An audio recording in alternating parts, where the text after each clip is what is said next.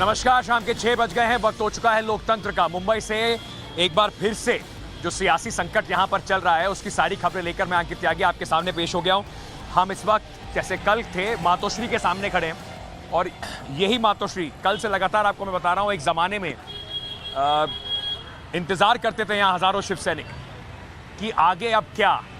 बाला साहब के एक इशारे पर, उनके एक हुक्म पर आगे क्या करना है उसके इंतजार में यहां खड़े होते थे। इस वक्त शिवसेना में जो दोफाड़ है, जो हालात हैं, उसके लिए जिम्मेदार कौन है, कौन खेल रहा है। जो 2.5 चाल चली गई है कि 2.5 साल मुख्यमंत्री बनने के बाद जो अब खेल हुआ है, कौन वो खेल खेल रहा है, किसके इशारे पर ये खेल हुए हैं, ये सब बातें भी करेंगे। लेकिन सबसे पहले बता देता हूं कि क्योंकि हमारी सबसे बड़ी टीम इस वक्त मुंबई में मौजूद है, मुंबई से लेकर गुवाहाटी तक हर पल की खबर आपके लिए लेकर आ रहे हैं। मेरे साथ मेरे सहयोगी भी जुड़ेंगे, अमित जुड़ेंगे गुवाहाटी से, रंजीता इस वक्त देवेंद्र फडणवीस के घर के बाहर हैं, हमारे साथ मेरी सहयोगी शिवानी जुड़ने वाली हैं, एनसीपी दफ्तर के बाहर है, गौरव जुड़ेंगे, गौरव भी हमारे साथ मुंबई से ही जुड़ रहे हैं, गौरव एनसीपी दफ्तर के बाहर हैं और शिवानी शिवसेना ऑफिस यानी कि सेना भवन के बाहर खड़े हुए हैं। बूंदाबांदी शुरू हो गई है एक बार मुंबई में, प्री मानसून शावर जिनको बोलते हैं, बारिश का वो शुरू हो गया है। लेकिन दिक्कत यह है कि किसकी किस्मत धुलने वाली है इस तेज बारिश में जो मुंबई में अब देखने को मिलेगी, ये सबसे बड़ा सवाल है। इसी के बीच एक बड़ी ब्रेकिंग न्यूज़ आ रही है।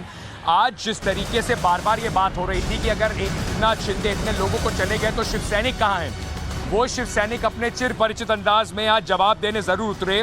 एमएलए जो बागी एमएलए हैं, एकनाथ शिंदे ग्रुप के एमएलए हैं, मुंगेश कुंडालकर, उनके दफ्तर पर आज कुछ शिव सैनिकों ने तोड़फोड़ की, हमला किया। शिवसेना का यूथ विंग जो है आदित्य ठाकरे के बिल्कुल वहाँ पर वर्चस्व है, आदित्य ठाकरे के अंडर आता है। उन्होंने एकनाथ शिंदे के जो समर्थन में पोस्टर लगे हुए थे उनको वहाँ जाके फाड़ दिया और एक बार फिर से मैसेज देने की कोशिश हुई कि ऐसा नहीं है कि यहाँ पर ठाकरे परिवार के साथ कोई खड़ा नहीं हुआ और सब कुछ एकनाथ शिंदे के हक में चला गया है। तो उसी की कोशिश में आपने देखा कि एक मैसेज भेजने की कोशिश हुई और ये मैसेज तब भेजने की कोशिश हुई जब अगर मैं कहूँ तो ये जो कुल मिलाकर आज जिस तरीके से संजय राउत बाहर आया और उन्होंने कहा कि लड़ाई सड़क पर भी लड़ेंगे, उस लड़ाई में अगर आप देखें तो आज कम से कम शिवसेना अपने हिसाब से जवाब देती हुई नजर जरूर आई।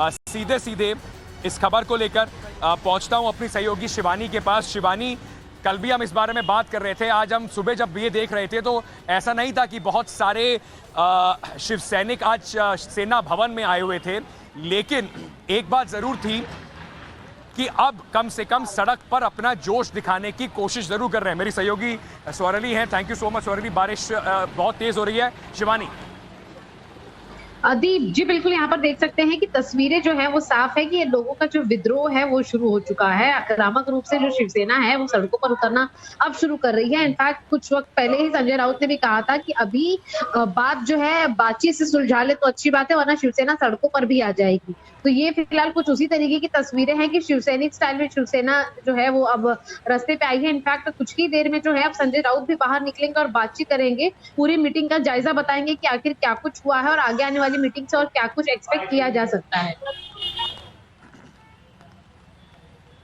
और इस मीटिंग में आज बहुत खास ये जो मीटिंग थी, क्योंकि अब जो लड़ाई है वो तीर कमान की लड़ाई है। वो लड़ाई ये इस बात की है कि कौन असली शिवसेना है, शिंदे सेना असली शिवसेना बनेगी या उद्धव ठाकरे के पास अभी भी ताकत है। छाता भी पकड़ रहा हूं क्योंकि और माइक भी पकड़ना पड़ रहा है। बारिश यहां पर शुरू हो गई है और एक बार फिर से आपको एक और ब्रेकिंग न्यूज बता देता हूं। एमएनएस ने यानी कि राज ठाकरे जो उद्धव ठाकरे के चचेरे भाई हैं, अब तक शांत बैठे हुए थे, आज उनका एक पोस्टर सामने आया है, चुटकी लेते नजर आ रहे हैं, पूछ रहे हैं अब कैसा लग रहा है।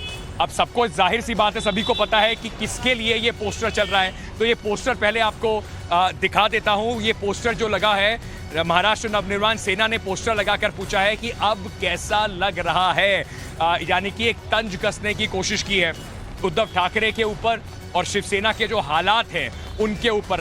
राज ठाकरे भी शिवसेना को एक जमाने में छोड़ के गए थे, तब भी शिवसेना में इस तरह के हालात नहीं बने थे जो आज एकनाथ शिंदे ने बना दिए हैं। तो ये इस वक्त मौका मिल रहा है उद्धव ठाकरे के प्रतिद्वंदियों को, उनके जो राजनीतिक जिनसे उनकी लड़ाई है उन सबको मौका मिल रहा है इस वक्त किसी ना किसी तरह की टीका टिप्पणी करने का उद्धव ठाकरे के ऊपर। चलिए फटाफट इस वक्त आपको तीसरी ब्रेकिंग भी बता देते हैं। डिप्टी स्पीकर के खिलाफ अविश्वास प्रस्ताव, शिंदे कैंप ने सबसे बड़ी ताकत। और इस वक्त की तीसरी बड़ी ब्रेकिंग न्यूज आपको बताता हूं कि शिंदे कैंप ने जो कोशिश कर रहा है कि 16 जो डिप्टी स्पीकर के पास शिवसेना, जो उद्धव ठाकरे की शिवसेना है, उसने अर्जी दायर की है कि आप 16 विधायकों को निलंबित कर दीजिए, जिसमें से एकनाथ शिंदे भी हैं। उस मूव के खिलाफ डिप्टी स्पीकर के खिलाफ ही अविश्वास प्रस्ताव लाने का मन बना लिया है। वो अब डिप्टी स्पीकर के खिलाफ ही अविश्वास प्रस्ताव लेके आएंगे। देखिए, राजनीति में खेल जो है वो आंकड़ों का है, और सबसे बड़ी बात जो इन आंकड़ों में होती है वो आंकड़े आपको दिखाने होते हैं, ताकत दिखानी होती है विधानसभा के अंदर। वहां पर स्पीकर का रोल अहम हो जाता है। महाराष्ट्र में कोई स्पीकर है नहीं, डिप्टी स्पीकर का रोल इसमें काफी अहम हो जाता है। गौरव के पास चलता हूं। गौरव इस वक्त खड़े हुए एनसीपी दफ्तर के बाहर। गौरव, एनसीपी ने समर्थन पूरा दे दिया है शिवसेना को और उद्धव ठाकरे को, लेकिन क्योंकि आप कानून, सुप्रीम कोर्ट भी कवर करते हैं और लॉ को अच्छे से समझते भी हैं, ये जो पूरा खेल है अब डिप्टी स्पीकर के ऑफिस पे ही तय होगा। और इसी वजह से जो अब तक एकनाथ शिंदे कल तक सिर्फ लोगों को ला रहे थे, तंज कस रहे थे, अब वो इस कानूनी लड़ाई में कूद गए। अविश्वास प्रस्ताव लाना चाहते हैं डिप्टी स्पीकर के खिलाफ। देखिए, बिल्कुल जो कुछ भी सरकार में तय होना है ना वो असेंबली के बाहर हो सकता है, क्योंकि देखिए सुप्रीम कोर्ट के आदेश में एक लाइन कही गई थी, उसमें कहा गया था कि जो असली लोकतंत्र होता है या तो वो संसद के सदन के अंदर होता है या फिर किसी राज्य की विधानसभा के अंदर। ऐसे में किसी भी सरकार को बनाने, गिराने या उसमें जुड़ी हुई किसी भी पेचीदगियों को लेकर कोई भी फैसला जो है वो विधानसभा के सत्र में ही होगा। ऐसे में अगर स्पीकर के खिलाफ अविश्वास प्रस्ताव लाए हैं तो वो विधानसभा से जुड़ी हुई एक कार्रवाई है। अगर अल्पमत साबित करना है तो वो विधानसभा से जुड़ी हुई कार्रवाई है, और अगर बहुमत भी साबित करना होगा कल तो वो भी विधानसभा से जुड़ी हुई कार्रवाई है। तो बिल्कुल तय है कि एकनाथ शिंदे भले गुवाहाटी में विधायकों के साथ बैठे रहें, लेकिन एक दिन उन्हें लौटकर मुंबई आना है। लेकिन वो किस दिन का इंतजार कर रहे हैं, ये सवाल बड़ा है, क्योंकि बार बार उनसे सवाल पूछा जा रहा है। आज जब ये खबरें चलना हुई शुरू हुई कि हो सकता है कि एकनाथ शिंदे लौट कर आए, लेकिन नहीं आए। लेकिन इंतजार किस बात का है, क्योंकि जिस तरीके से आज संजय राउत ने आज इस वाईबी चौहान सेंटर के बाहर निकलकर यह बयान दिया कि अब सड़क पर लड़ाई लड़ी जाएगी, हो सकता है कि एकनाथ शिंदे ग्रुप को अब ये डर लग रहा हो कि अगर विधायक यहां पर वापस आते हैं तो फिर हो सकता है कि उनके विधायक उनसे छिन जाएं। और जिस तरह की प्रेशर टैक्टिक शुरू हुई है कि विधायकों के डिस्क्वालिफिकेशन का प्रस्ताव दिया गया, अब एकनाथ शिंदे भी उतना सुरक्षित महसूस नहीं कर रहे होंगे कि अब वो अपने सभी विधायकों को इंटैक्ट रख पाएंगे। तो अब देखिए, दोनों ही तरफ से ये शतरंज का खेल शुरू हुआ है और दिलचस्प राजनीति जो है इस वक्त महाराष्ट्र में होती हुई दिखाई दे रही है। दिलचस्प राजनीति महाराष्ट्र में होती हुई दिखाई लग रही है इस वक्त। इस वक्त आप जो देख रहे हैं, तेज बारिश के बीच में एक बहुत बड़ी मीटिंग यहाँ पर होने वाली है मातोश्री के बाहर। इमरान से कोशिश करके आपको जरा थोड़ा माहौल यहाँ का दिखा देता हूँ। आपको उस तरफ दिख रहे होंगे वो छाते खोले जो लोग मेरे जैसे और पत्रकार हैं, वो सब वहाँ पर खड़े हुए हैं इस उम्मीद में कि जैसे ही यहाँ पर शरद पवार पहुंचेंगे, 6:30 बजे वो मीटिंग है, शरद पवार पहुंचेंगे, साथ ही साथ अजीत पवार भी उनके साथ होंगे। जब वो यहाँ पहुंचे तो आपको वहाँ की मीटिंग की पूरी पल की खबरें बताएं। इसके अब 2 मायने भी हैं। इसका एक मायना सबसे पहले ये है कि महाविकास अघाड़ी के जो घटक दल हैं वो पूरी तरह से साथ खड़े हैं और शरद पवार खुद मैदान में अब कूद गए हैं इस सरकार को बचाने के लिए। और दूसरा मायना इसका ये भी है जो एकनाथ शिंदे कह रहे हैं कि ये जो सरकार है ये अब शरद पवार की शिवसेना रह गई है। ये अब बाला साहब ठाकरे की शिवसेना नहीं, शरद पवार की और कांग्रेस की शिवसेना हो गई है। इन्हीं के बीच में परसेप्शन की लड़ाई भी जारी है। और इन सब के बीच में मुख्यमंत्री उद्धव ठाकरे जो कोरोना ग्रस्त है, उन्होंने आज, क्योंकि लड़ाई जो है वो तीर कमान की अपने सिंबल की बन गई है, उस लड़ाई में उन्होंने आज कुछ अपने पदाधिकारियों को सेना भवन बुलाया। आदित्य ठाकरे उनके बेटे वहां पहुंचे और उन्होंने अपनी मजबूरी बयां करते हुए एक बयान भी जारी किया कि कैसे वो बीमार थे, इस वजह से शिव सैनिकों से और एमएलए से मिल नहीं पा रहे थे। जरा पहले आपको सुनवाते हैं कि उन्होंने अपील क्या की। काही जणांचे मला फोन आले, आजही येत आहेत की उद्धवजी तुम्ही वर्षा सोडायला नाही पाहिजे होतं. म्हटलं का? नाही, लोकांना असं वाटतं तुम्ही जिद्द सोडली. म्हटलं मी जिद्द सोडणाऱ्यातला नाहीये, मी मोह सोडला पण जिद्द नाही सोडणार मी कधी. कदापि जिद्द नाही सोडणार. काही जणांचे मला फोन आले, आजही येत आहेत की उद्धवजी तुम्ही वर्षा सोडायला नाही पाहिजे होतं. म्हटलं का? नाही, लोकांना असं वाटतं तुम्ही जिद्द सोडली. म्हटलं मी जिद्द सोडणाऱ्यातला नाहीये, मी मोह सोडला पण जिद्द नाही सोडणार मी कधी, त्यामुळे आपण जिद्द नाही सोडणार. चलिए एक और ब्रेकिंग न्यूज लेकर आपके सामने आ गए हैं। शिवसेना सचिव विनायक राउत का बड़ा बयान है। उन्होंने कहा है कि मीटिंग में शिवसेना के 51 जिला प्रमुख जो हैं वो शामिल हुए थे। 95 में से 51 जिला प्रमुख शामिल हुए हैं। कुछ लोग तबीयत उनकी खराब है, इस वजह से आ नहीं पाए। ये विनायक राउत का बड़ा बयान आया है। देखिए अब जो लड़ाई है वो एमएलएस की जो लड़ाई है वो तो उद्धव ठाकरे के हाथ से निकल गई है। पार्टी बचाने की लड़ाई में वो अब कोशिश कर रहे हैं कि किसी ना किसी तरीके से जो पार्टी के पूरे पदाधिकारी हैं वो उनके साथ रह पाए। इस तेज बारिश के बीच में कोशिश करते हैं शिवानी के पास जाने की और ये बात समझने की। शिवानी, शिवसेना भवन में इंपॉर्टेंट मीटिंग चल रही थी, वो कह रहे हैं 51 जिला प्रमुख जो हैं वो उनके साथ हैं। जी अंकित, यहाँ पर एक चीज बहुत समझने वाली है, जो पूरे दिन हमने गौर किया था रिपोर्ट करते हुए शिवसेना भवन के सामने से, कि जहाँ एक ठाकरे परिवार से कोई आता है तो सैकड़ों की संख्या में शिव सैनिक जो है वो समर्थन करने के लिए पहुंच जाते हैं।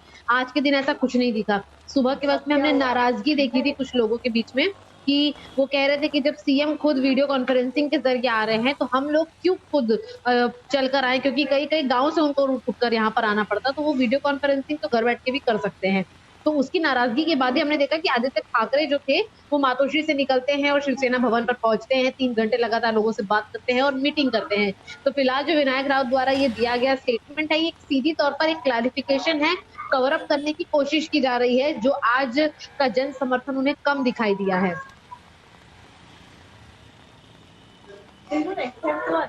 जी बिल्कुल, बने रहिए हमारे साथ। आदित्य ठाकरे जिस तरीके से आज पहुंचे थे, उन्होंने वहां पर क्या कहा ये भी आपको सुनवाते हैं। त्यांच्यावर किती बोलायचं, काय बोलायचं हा एक प्रश्न आहे, कारण किती किंमत द्यायची त्या अशा लोकांना जे स्वतःची किंमत लावून विकत तिथे गेलेले आहेत, विकून गेलेले आहेत, त्यांना आपण किती किंमत द्यायची हा एक मोठा प्रश्न आहेच. पण मला आठवतं जेव्हा हे सगळं सुरू झालं, विधान परिषदेचं जेव्हा मतदान होतं, सचिन भाऊ आपल्याला पण माहिती आहे, आपण राऊत साहेब आपण जेव्हा सगळे काउंटिंगला गेलं तेव्हा ही हलचल थोडी सुरू झाली. मुख्यमंत्री महोदयांच्या कानावर ऐकू आली, माझ्या कानावर ऐकू आली, आम्ही थोडं चाचपणी करत होतो. पण मूळ मुद्दा हाच राहतो की त्यावेळीचा एक प्रसंग आम्हाला, जो 15 ते मला वाटतं किती 17 वर्ष झाली असतील, एक गद्दार आधी फुटलेले. तो आपने सुना, आदित्य ठाकरे ने अपील की जाके बार बार बात कही कि मुख्यमंत्री की तबीयत ठीक नहीं थी और जब मुख्यमंत्री बीमार थे तभी ये पूरी कॉन्स्पिरेसी शिवसेना प्रमुख के खिलाफ रची गई। एकनाथ शिंदे को, जिसको कल तक कहा जा रहा था कि कोशिश कर रहे हैं मान मनोबल की, लगता है वो रास्ते बंद हो गए। मैं अपने सहयोगी जो बाकी हमारे साथ हैं, अमित भी बने हुए हैं, रंजीता बनी हुई हैं, अमित के पास एक बार चलता हूं और समझने की कोशिश करता हूं। अमित, तेज गति से अब चीज़ें बदल रही हैं। बेशक विधायकों का साथ एकनाथ शिंदे के साथ है, लेकिन अब उद्धव ठाकरे और आदित्य ठाकरे पूरी कोशिश में लगे हैं कि जितना भी जो पूरी पार्टी का बाकी स्ट्रक्चर है, पदाधिकारी हैं, वो सब उनके साथ खड़े हो जाएं। बहुत मुश्किल होगा एकनाथ शिंदे को इतनी दूर बैठ के इस खेल को खेलना।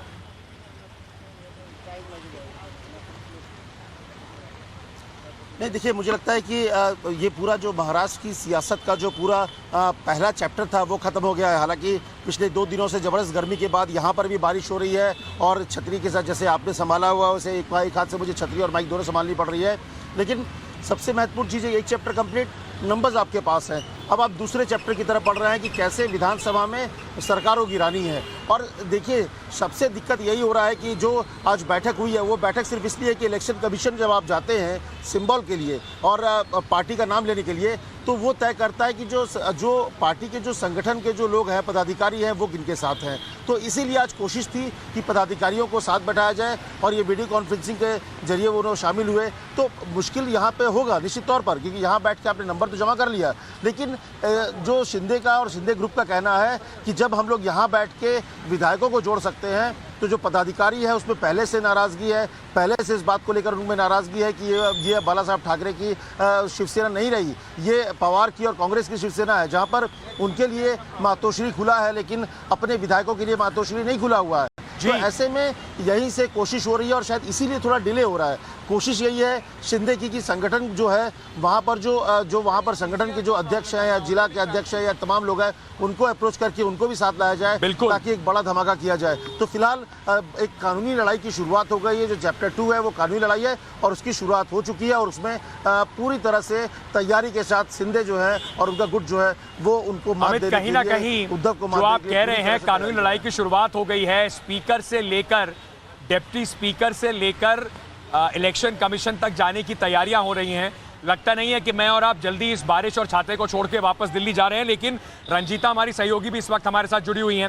सीधे उनके पास भी चलते हैं। रंजीता, एनसीपी के शरद पवार आज सारे दिन वाईवी चौहान सेंटर में बैठे रहे, संकट मोचक बन के एक बार फिर से कोशिश कर रहे हैं सरकार बचाने की। आज यहाँ पर मीटिंग भी है 6:30 बजे। कांग्रेस कहाँ है?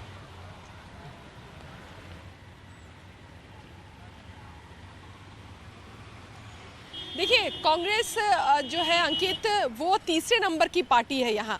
कहा यह भी जाता है कि गठबंधन की अगर सरकार नहीं होती तो कांग्रेस जो है वो सत्ता में नहीं आती। और कांग्रेस सत्ता में इसलिए आई क्योंकि कांग्रेस की सबसे बड़ी चुनौती जो है, क्योंकि वो केंद्र की पार्टी है, एक राष्ट्रीय पार्टी है और राष्ट्रीय पार्टी होने के नाते कांग्रेस की सबसे बड़ी मजबूरी अपने अस्तित्व को बचाए रखने की है। कभी 16 राज्यों के मुख्यमंत्रियों के साथ बैठक करने वाली कांग्रेस आज 2 राज्यों में सिमट कर रह गई है। 2 राज्य ऐसे जहां मिली जुली उनकी सरकार है, गठबंधन की सरकार है, जिसमें से एक महाराष्ट्र है। यही कारण है कि अपने विधायकों को इंटैक्ट करके कि उनके विधायक कम से कम ना भागे। हालांकि अंकित ये कहानी कांग्रेस के विधायकों के ही क्रॉस वोटिंग से शुरू हुई थी, लेकिन अभी कांग्रेस जो है वो वेट एंड वॉच की स्थिति अपना रही है। किसी भी तरह का बयान देने से बच रही है और खासकर वैसा बयान जो उद्धव ठाकरे को मुश्किल में डाल दे और इस गठबंधन पे संकट आ जाए, ऐसे बयान से कांग्रेस बचती दिख रही है। बिल्कुल उद्धव ठाकरे अपनी पार्टी के जो पूरा मुश्किल खड़ी हुई है उससे जूझ रहे हैं। कांग्रेस अगर कुछ करती है तो उससे भी उन्हें जूझना पड़ेगा। सही बात है, कांग्रेस के लिए भी बहुत कुछ दांव पे लगा हुआ है। 2.5 राज्यों में सरकार रह गई है जिसमें से आधा फिसलता दिखाई पड़ रहा है। 2 राज्यों के अगले साल चुनाव हैं, तो कांग्रेस शांति से बैठकर कोशिश कर रही है और कम से कम उम्मीद भी यही कर रही होगी शरद पवार उद्धव ठाकरे इस पूरे खेल में उनकी नैया पार लगा दें तो सरकार, उनकी जो 2.5 सरकार है वो कम से कम बनी रह जाएगी। आप सब हमारे साथ बने रहिए। ये जो 2.5 चाल का खेल हम इसे इसलिए भी कह रहे हैं क्योंकि कुल मिला के अगर देखा जाए, जैसे कांग्रेस के 2.5 स्टेट में सरकार है, 2.5 साल के बाद ये पूरा खेल करा जा रहा है। उद्धव ठाकरे के 2.5 साल मुख्यमंत्री बनने के बाद इसका असली खिलाड़ी है कौन लोग हैं जो थोड़ा दूर से खेल तो खेल रहे हैं, कठपुतलियां घुमा तो जरूर रहे हैं, लेकिन सामने नहीं आ रहे, और कौन लोग हैं जिनको इस 2.5 चाल से सबसे ज्यादा फायदा और नुकसान होने वाला है। इस पे देखिए हमारी ये रिपोर्ट।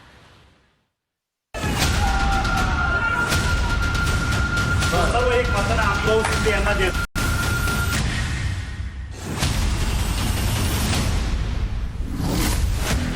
महाराष्ट्र में 2.5 साल बाद उद्धव ठाकरे की सरकार ऐसी 2.5 चाल में फंसी है कि ना तो राजा का पता चल रहा, ना ही वजीर का, और ना ही इस बात का कि असली 2.5 चाल है किसकी। इस पूरे सियासी 2.5 चाल में किसका ज्यादा जोर है और कौन चाल के पीछे की चालाकी समझ रहा है, यही सबसे बड़ा सवाल है। मुंबई से सूरत और फिर सूरत से गुवाहाटी तक चली गई इस चाल में अब कई नाम सामने आ रहे हैं। क्या उद्धव ठाकरे ने चाल चली? क्या एकनाथ शिंदे ने चाल चली? क्या बीजेपी चाल चल रही है, या फिर यह पूरा गेम ही शरद पवार के हाथ में है? पिछले 90 घंटे से जारी इस राजनीतिक खेल के बाद एनसीपी की ओर से जो बयान आया वो इसे पहले से ज्यादा दिलचस्प बना दिया है। जैसे जैसे गुवाहाटी में विधायकों की संख्या बढ़ती गई, वैसे वैसे उद्धव ठाकरे को लेकर यह सवाल खड़े होने लगे कि क्या वाकई में पूरी स्क्रिप्ट वहीं से लिखी जा रही है। एनसीपी ने तो यह तक कह दिया कि शिवसेना की पूरी लड़ाई एमवीए गठबंधन को खत्म करने की एक चाल है। इसकी पूरी स्क्रिप्ट उद्धव ने लिखी है। मूल रूप से शिवसेना अपने 2.5 साल के शासन के बाद बाहर निकलने की तलाश में है और बीजेपी को सबक सिखाने के बाद सुलह के लिए तैयार है। एनसीपी के इस आरोप के कुछ ही घंटे बाद खुद उद्धव ठाकरे सामने आ गए, बयान दिया और एक ही साथ कईयों को जवाब देने की कोशिश भी की। सत्ता आती है, जाती है, लेकिन जिस तरह से बगावत हुई वो ठीक नहीं है। हम आखिर तक लड़ते रहेंगे। इससे पहले संजय राउत ने 3 दिन में 3 तरह की बातें की और इस पूरे खेल को एक नए रंग देने की कोशिश की। जैसे जैसे संजय राउत की जुबानी बदली, उसी तरह से ये पूरा खेल भी बदलता हुआ दिख रहा है। उद्धव जी से मेरी लगातार बातचीत चल रही है। मुझे इतना ही विश्वास है सब कुछ ठीक हो जाएगा और जो मंसूबे लेकर अपने आप को किंग मेकर समझकर कुछ लोग जो काम कर रहे हैं वो सफल नहीं हो। और मुझे आज भी पूरा विश्वास है कि जो एमएलए गुवाहाटी में बैठे हैं शिवसेना के, वो सोचेंगे और सोच रहे हैं। खुद एकनाथ शिंदे साहब भी सोचेंगे, हमारे मित्र, हमारे साथी, और वापस वो हमारे परिवार में दाखिल हो। ज़्यादा से ज़्यादा क्या होगा, सत्ता जाएगी और क्या होता है। आघाड़ी में अगर कोई रहेगा नहीं तो आइए हम बाहर निकलेंगे। आघाड़ी में अगर कोई रहेगा नहीं तो आइए हम बाहर निकलेंगे। इससे पहले एक अलग चाल एकनाथ शिंदे ने चली। शिंदे की चाल मुंबई से शुरू हुई, फिर सूरत पहुंची और सूरत से गुवाहाटी तक अभी भी जारी है। और उनकी चाल में शिवसेना के लिए दिक्कत है और एनसीपी के लिए दुविधा। ऊपर से संजय राउत के जिस बयान पर बवाल मचा, उस बयान के बहाने ही शिंदे ने शिवसेना को घेर भी लिया।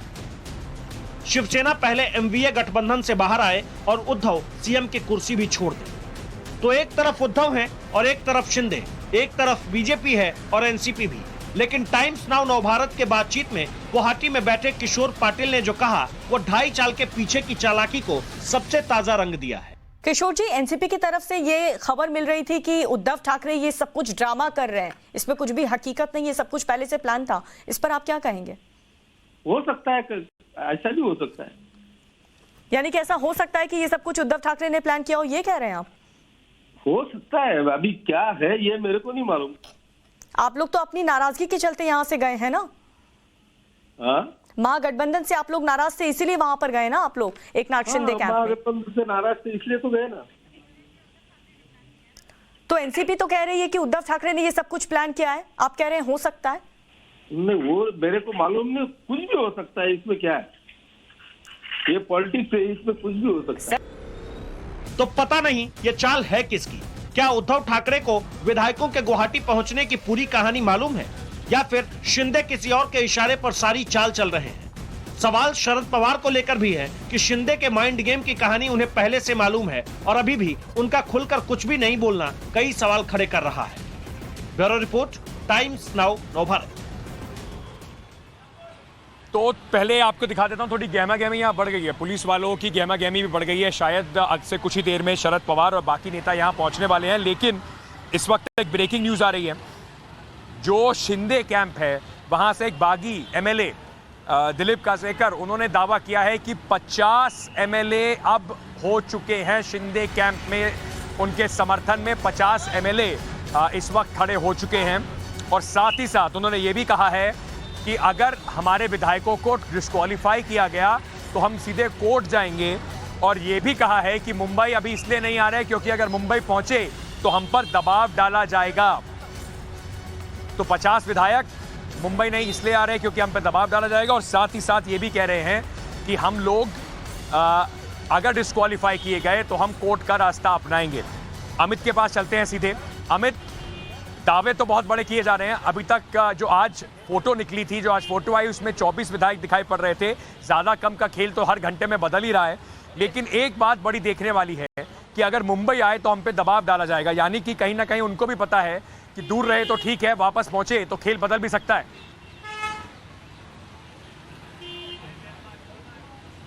जी निश्चित तौर पर, और ये डर लगातार सता रहा है जो शिंदे खेमे को। और लेकिन जो नंबर्स की अगर आप बात करिए तो यहाँ पर कुल मिला के 48 विधायक मौजूद है। कल रात को 46 पहुँच गए थे विधायक, जिसमें 37 शिवसेना के थे और आज सुबह दिलीप लांडे पहुंचे हैं। उसके बाद 47 हो रहा है और उसमें एक जोड़ लीजिए जो कि एमएलसी है। तो कुल मिला के 48 विधायक इस वक्त मौजूद है, जो कि दावा किया जा रहा है करीब 50 का।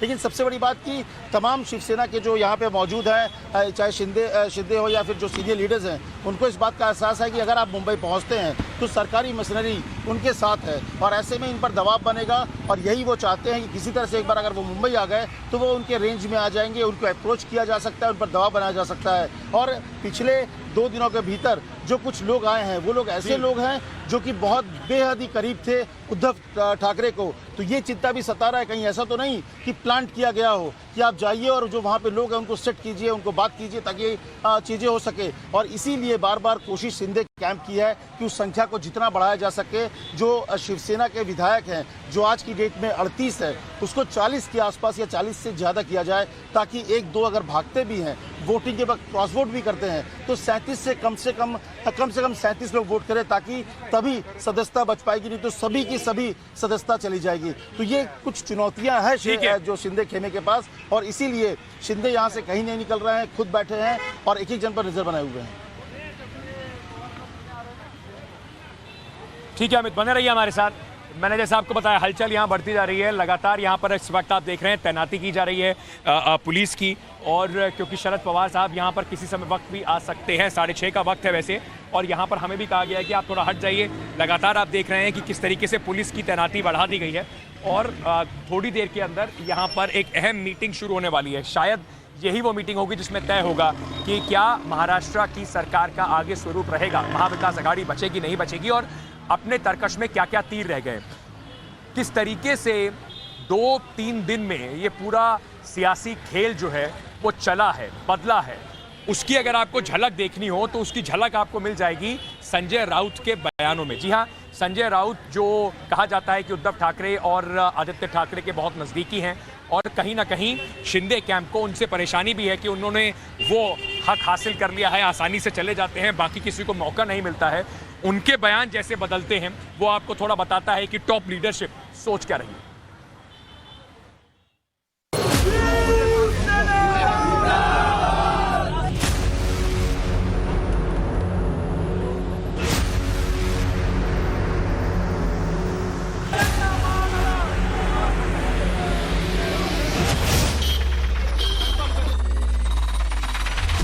सामना करना है तो मुंबई आए। जिसको हमारा सामना करना है मुंबई में आ सकते। हार मानने वाले नहीं हैं। हम हार मानने वाले हैं।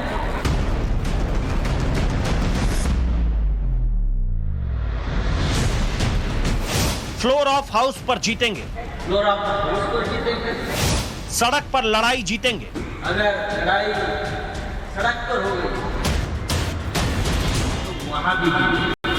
गलत कदम उठाया है, बहुत ही गलत कदम उठाया है। चैलेंज है, आप आइए। पूरी तैयारी है, आप आइए, अब हमारा चैलेंज है।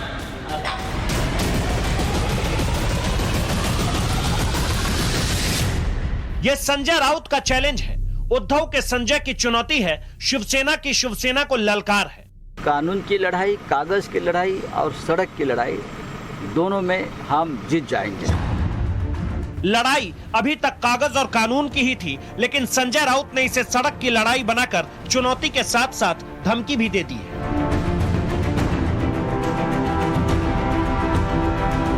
महाराष्ट्र में सियासी महाभारत छिड़े 4 दिन हो चुके हैं, और अब संजय राउत ने जो कुछ कहा उससे ये साफ है कि वो आर पार की लड़ाई चाहते हैं। जीत या हार का फैसला एक बार में करना चाहते हैं। मान मनोवल की बात को दरकिनार कर स्ट्रीट फाइट पर उतर आए हैं। संजय राउत ने क्या कहा उसे सुनिए, शब्द दर शब्द गौर से सुनिए, क्योंकि इस एक बयान के मायने कई हैं। इतना ही कहा ना, ये कानून की लड़ाई है, कानून से होगी। रास्ते की लड़ाई रास्ते पर, सड़क पर हो सकती है, हो जाएगी। अब तक शिव सैनिक सड़क पर नहीं उतरे हैं। चाहे कितने भी लोगों को आप खरीद लो, दबाव डालो, लेकिन कानून की लड़ाई, कागज की लड़ाई और सड़क की लड़ाई, दोनों में हम जीत जाएंगे। संजय राउत के बयान के मायने बहुत बड़े हैं। अभी तक बागियों को मनाने की बात हो रही थी, महाविकास आघाड़ी को छोड़ने की तक की बात कह दी गई थी, लेकिन अब संजय राउत के बयान से लगता है कि मानने मनाने का दौर खत्म हो चुका है।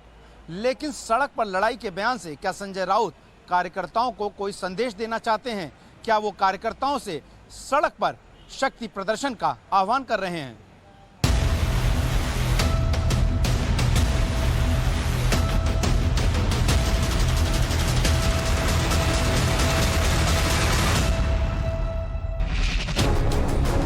संजय राउत ने आज सिर्फ इतना ही नहीं कहा। कल तक जिस संजय के कंधे झुके हुए थे, वो आज सीधे सीधे बागियों को मुंबई आकर सीधा सामना करने की ललकार कर रहे हैं। जिसको हमारा सामना करना है मुंबई में आ सकते हैं। बहुत ही गलत कदम उठाया है लोगों ने, उनको हमने मौका भी दिया वापस आने का। अब मुझे लगता है टाइम निकल चुका है। एक बात और गौर करने वाली है, संजय राउत ने यह बयान शरद पवार के साथ मीटिंग के बाद कही, तो ऐसे में संजय राउत के तेवर से कुछ सवाल जरूर खड़े होते हैं। क्या शिवसेना पवार के बीच कोई डील हो गई? क्या पवार के पास सरकार बचाने का कोई फार्मूला है?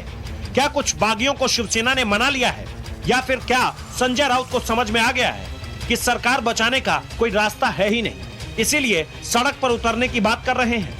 संजय राउत एक्शन में है और एक्शन में होने के साथ साथ बागियों पर एक्शन की बात भी कर रहे हैं। देखिए, संख्या बल ज्यादा हो सकता है कागज पे। अब ये लड़ाई जो है ये कानूनी लड़ाई हो जाएगी, लेजिस्लेटिव लड़ाई हो जाएगी। हमारे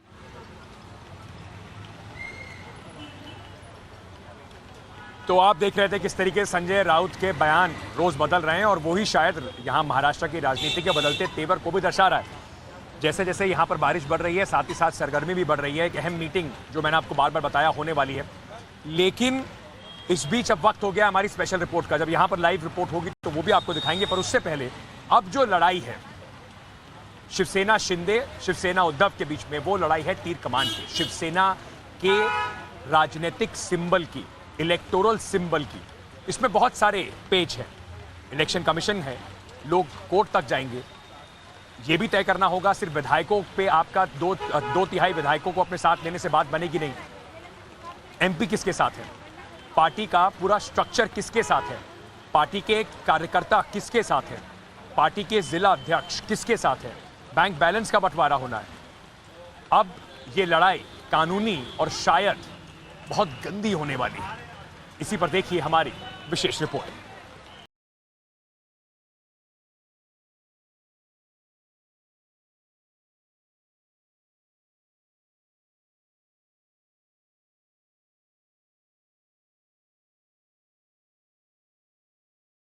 सेना की लड़ाई असली नकली पर आई।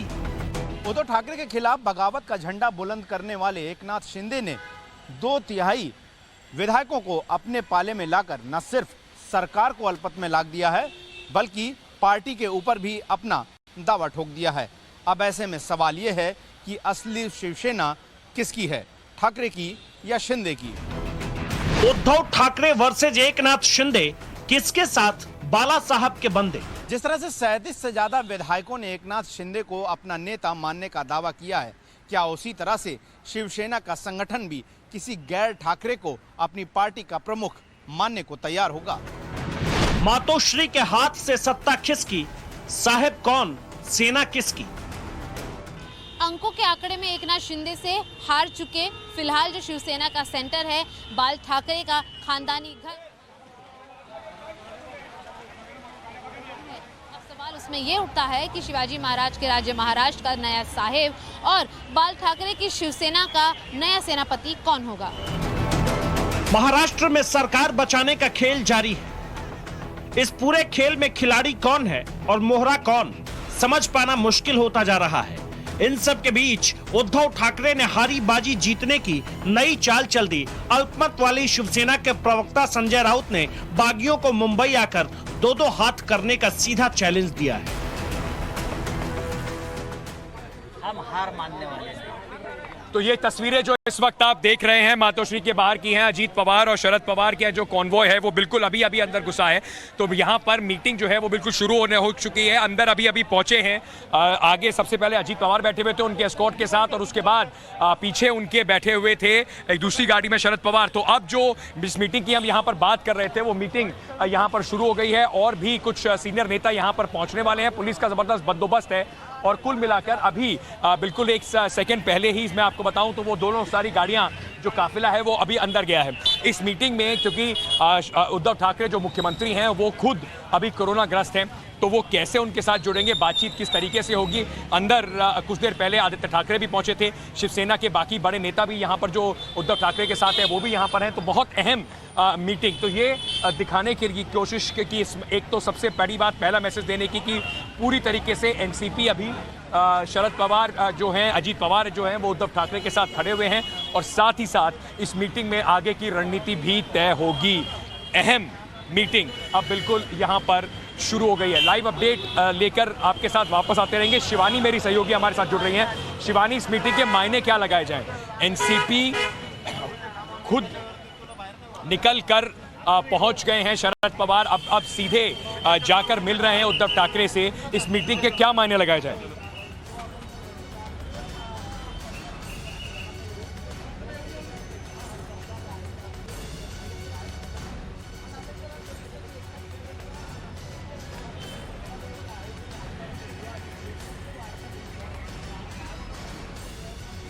कोशिश करते हैं एक बार शिवानी के पास जाने की, लेकिन उससे पहले मैं आपको बताना चाहता हूं, जिस हम मीटिंग की बात कर रहे थे वो मीटिंग यहां पर शुरू हो गई है और जैसे ही यहाँ पर वो गाड़ियों का कॉन्वॉय पहुंचा, लगातार कोशिश कर रहे थे एक बात करने की। मुझे लगता है कि जब मीटिंग खत्म होगी तो एक बार बाहर आके शायद यहाँ पे कुछ सरगर्मी भी होगी, बात भी होगी, तभी समझ में आएगा। लेकिन आप जिस तरह से देख रहे हैं, जबरदस्त पुलिस के जमावड़े के बीच में महाराष्ट्र के उप मुख्यमंत्री अजीत पवार, साथ ही साथ एनसीपी के प्रमुख शरद पवार यहाँ पर पहुंचे हैं और अब यहाँ पर एक ज़रूरी मीटिंग की शुरुआत होगी। इस मीटिंग के मायने कई हैं। क्या शरद पवार जो अब खुद इस पूरे संग्राम में कूद गए, पहले वाईवी चौहान सेंटर में बैठ के आज सुबह से शाम तक मीटिंग करी, अब यहाँ पर उद्धव ठाकरे से मिलने आए हैं, सरकार बचा पाएंगे? ये सबसे बड़ा सवाल जो है उसका जवाब शायद इन मीटिंगों से ही निकल कर आएगा। पर कांग्रेस अभी तक यहाँ पर नहीं है, कांग्रेस शांत क्यों है, ये भी एक बहुत बड़ा सवाल है कुल मिलाकर। चलिए अब एक काम करते हैं, रिपोर्टर्स के पास जाने की कोशिश करेंगे, पर इस बीच जो विशेष रिपोर्ट आपको दिखा रहे थे एक बार फिर से आपको लिए चलते हैं और असली शिवसेना वर्सेस नकली शिवसेना का जो लड़ाई है, जो खेल है, उसके ऊपर आपको हमारी विशेष रिपोर्ट दिखाते हैं। हालांकि सूत्रों के मुताबिक डिप्टी स्पीकर को शिंदे के खत पर कुछ दस्तखत फर्जी होने की आशंका है। ऐसे में बागियों के सिग्नेचर की जांच की बात भी सामने आ रही है, लेकिन दूसरी तरफ कहा यह भी जा रहा है कि यह दबाव बनाने का तरीका भी हो सकता है ताकि शिंदे गुट पर कानूनी कार्रवाई का प्रेशर बनाया जा सके। विधानसभा के कानूनी दावपेच पर बीजेपी की पैनी नजर है। यही कारण है कि पूर्व मुख्यमंत्री देवेंद्र फडणवीस के घर पर मंथन चल रहा है। अयोग्य घोषित करने को लेकर शिवसेना ने जो पत्र लिखा है उस पर क्या कानूनी जवाब दिया जाए, इस पर कई विधायकों से आज देवेंद्र फडणवीस ने बातचीत की, जिसमें आशीष सेल्लार और गिरीश महाजन शामिल रहे। मीटिंग का दौर उद्धव कैंप में नॉन स्टॉप चल रहा है। जिला अध्यक्षों से लेकर हर छोटे बड़े कार्यकर्ताओं के संग उद्धव और आदित्य की बैठकें चल रही है, क्योंकि अब चुनौती सरकार बचाने से ज्यादा बड़ी पार्टी बचाने की है। सियासत के जानकार बताते हैं कि एकनाथ शिंदे ने डिप्टी स्पीकर को 2/3 विधायकों के समर्थन वाली चिट्ठी भेजकर पार्टी पर दावा ठोक दिया है और अब वो राज्यपाल के सामने बीजेपी के समर्थन से सरकार बनाने का दावा भी पेश कर सकते हैं। लेकिन फ्लोर टेस्ट होने पर एनसीपी कोटे के डिप्टी स्पीकर दल बदल कानून का पेच फंसा सकते हैं। उद्धव बागी विधायकों को किसी तरह मुंबई बुलाने की कवायद में जुटे हैं ताकि किसी तरह से उन्हें अपने पाले में फिर से लाया जा सके। लेकिन शिंदे गुट है कि गुवाहाटी में डटा हुआ है। 2/3 विधायकों से ज्यादा नंबर होने के बावजूद वो फिलहाल मुंबई लौटने को तैयार नहीं है, क्योंकि शिवसेना में ठाकरे बनाम शिंदे की जंग में अब आर पार की लड़ाई शुरू हो चुकी है। शिंदे के समर्थन में उनके गढ़ ठाणे में जगह जगह बैनर लग रहे हैं। शिवसेना की सांगली यूनिट ने भी शिंदे को समर्थन देने का ऐलान किया है। यहाँ के शिव सैनिकों का आरोप है कि एनसीपी के प्रदेश अध्यक्ष जयंत पाटिल उन्हें टॉर्चर करते हैं। नासिक में भी शिंदे समर्थकों ने पोस्टर लगाए, लेकिन यहाँ ठाकरे परिवार में आस्था रखने वाले शिव सैनिकों ने शिंदे की तस्वीर कालिख पोत कर अपने गुस्से का इजहार किया।